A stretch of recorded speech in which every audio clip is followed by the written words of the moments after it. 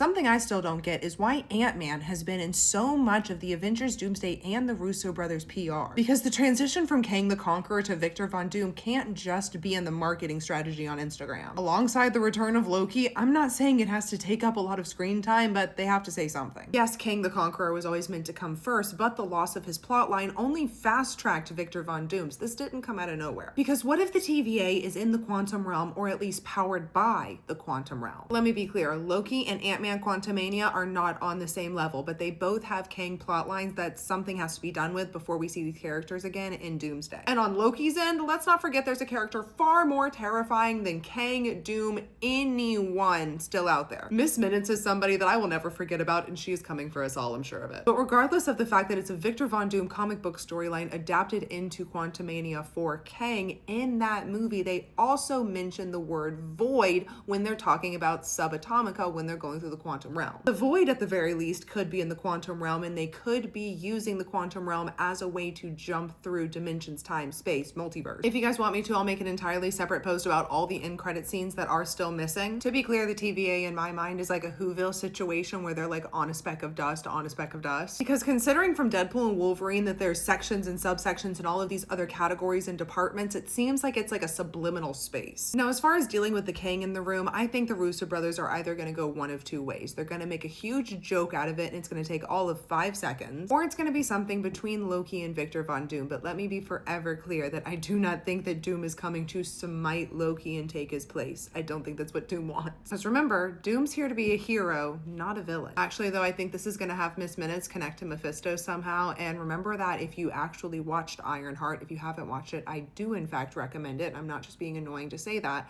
but if you have watched it, that like pencil Trevor that's in Riri's AI suit, I think that that is also connected. I think that that's like the same concept as Miss Minutes.